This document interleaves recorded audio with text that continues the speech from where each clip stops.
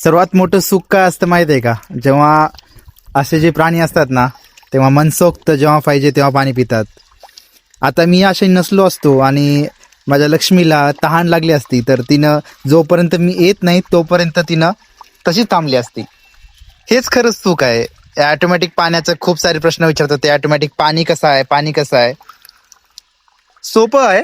एक टाकी घेतली आहे, टाकीला नळ फिट केलेलं आहे. या नळाचं कनेक्शन काय आहे, एक तर इकडली दावण आहे त्या दावणीला दिलेलं आहे आणि एक इकडली दावण आहे या दावणीला दिलेलं आहे. आता त्याच्यामध्ये पण रॉकेट सायन्स काही नाही.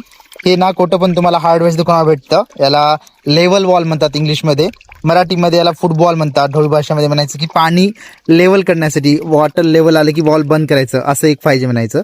ते इथं फिटिंग करून घेतलं. आता जसं मशीनं पाणी पिले आमच्या, तसं ते काय होतं, पाणी हळूहळू हळू एक एक थेंब करत करत काय करत असतं, ते पाणी जसं लेवल आलं की ब्लॉक होत असतं. जसं की आता बघा, लक्ष्मी पाणी पित आहे, पाणी पिलं, लेवल खाली झालं, पाणी याच्यामध्ये येतं, लेवल होऊन जातं. अशा प्रकारचंच केलेलं आहे. आणि इकडं पण सेम स्टेप केलेलं आहे. आता याच्यामध्ये नवीन काय, हा एक पाईप दिसत असेल तुम्हाला. हा पाईप 200 mm चा पाईप आहे. त्याला मधोमध सेंटरमध्ये कापलेला आहे.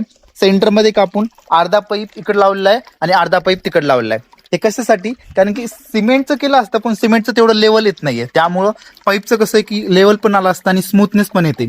आणि इन फ्युचर जर काही करायचं असेल काम, तर पाईप लगेच निघून पण जातो, किंवा याला इझी टू, जास्त खर्चिक काम नाही किंवा जास्त टेक्नॉलॉजीचं काम नाही.